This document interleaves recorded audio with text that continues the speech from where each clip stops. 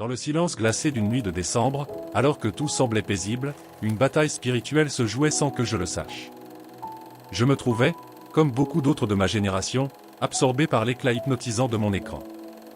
Les heures défilaient, mes doigts glissant sur les applications, mon esprit s'égarant dans un océan de contenu sans but, mais jamais sans influence. Ce qui semblait être une distraction innocente était, en réalité, une chaîne invisible, et je ne le comprenais pas encore.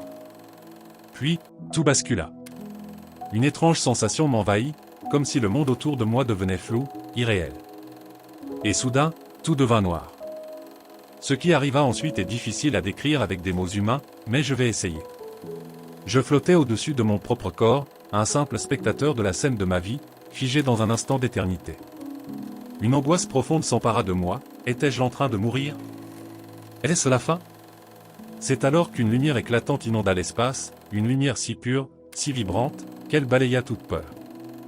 Et là, devant moi, se tenait une présence que je ne pouvais nier. Jésus.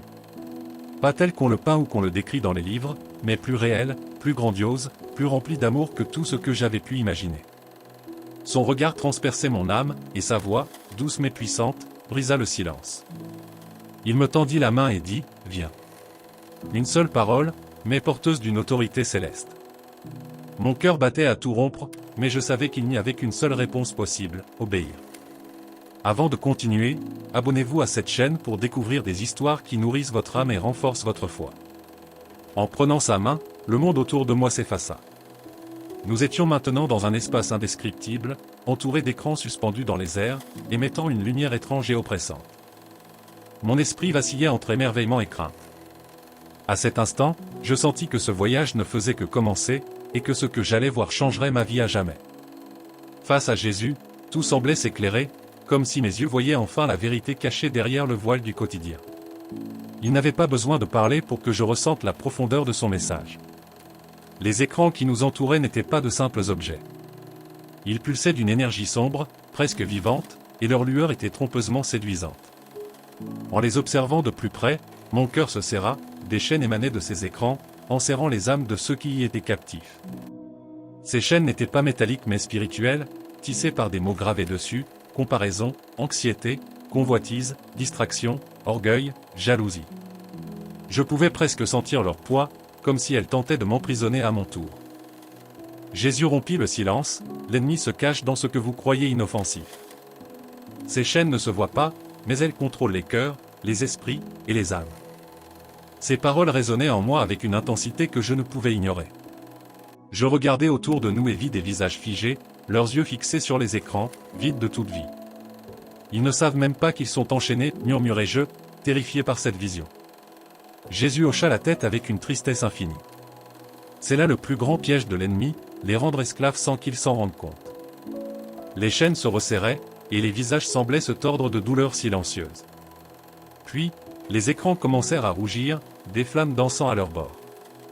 Un symbole étrange et menaçant apparut, non seulement sur les écrans, mais aussi gravé sur les fronts et les mains de ceux qui s'y attachaient. « Qu'est-ce que cela signifie » demandai-je, la voix tremblante. Jésus répondit avec un sérieux qui fit trembler mon âme, « Ce n'est pas encore la marque de la bête, mais c'est une préparation. L'ennemi entraîne les cœurs à l'adorer lui, au lieu de me suivre. Il les conditionne à choisir la facilité, l'approbation, et l'immédiateté au-dessus de tout. » À cet instant, mon propre cœur fut submergé par la vérité.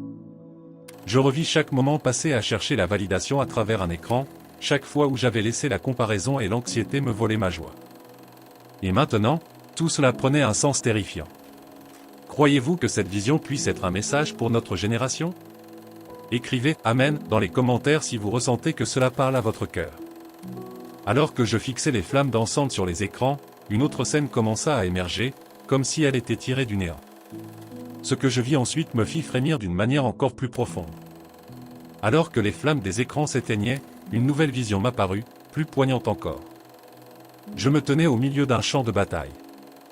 Mais ce n'était pas une guerre avec des armes ou des armées. C'était une guerre spirituelle, invisible et pourtant si tangible. Face à moi, je voyais des familles divisées, des parents, des grands-parents, des enfants, et des jeunes adultes. Au lieu de se soutenir, ils s'affrontaient. Les voix s'élevaient, remplies de reproches. Les aînés accusaient les jeunes générations d'être paresseuses, égoïstes, absorbées par leurs écrans.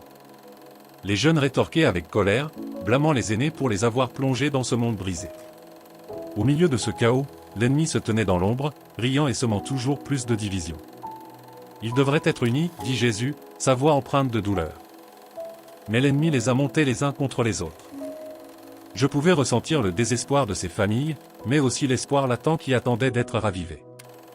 Comment pouvons-nous changer cela, demandai-je, le cœur lourd. Jésus se tourna vers moi, son regard rempli de compassion et de force. Ils doivent prier, dit-il. Ils doivent revenir à ma parole, mettre leur confiance en moi, et choisir de s'aimer au lieu de s'accuser. Je vis alors des parents et des grands-parents, eux-mêmes prisonniers des écrans, incapables de guider leurs enfants vers la lumière. La solution semblait si simple, mais si difficile à atteindre, poser ces distractions et retrouver la communion avec Dieu. Si cette histoire vous touche et que vous croyez en la puissance de l'unité et de la prière, laissez un « j'aime » pour montrer votre soutien à ce message. Puis, la scène changea à nouveau. Je me retrouvais dans une église, mais ce que je vis me bouleversa profondément. Les bancs étaient remplis, mais les cœurs étaient absents. Les gens étaient là physiquement, mais leur attention était ailleurs, captée par des écrans lumineux, même pendant les moments de prière et de prédication. Jésus parla avec une intensité qui me transperça, ma maison est devenue un lieu de distraction. Ils ne me cherchent plus de tout leur cœur. Ils cherchent à être divertis, validés, ou rassurés par des choses éphémères. À ce moment, je compris l'urgence de ce message. Ce n'était pas seulement pour moi, mais pour chaque génération. L'ennemi utilisait la technologie pour voler ce qui était sacré, pour détourner les cœurs de ce qui compte vraiment. Alors que la vision s'évanouissait, une dernière parole de Jésus résonna en moi, le temps est court. Préviens-les. Ramène-les à moi. Et vous? Entendrez-vous cet appel? Le choix vous appartient.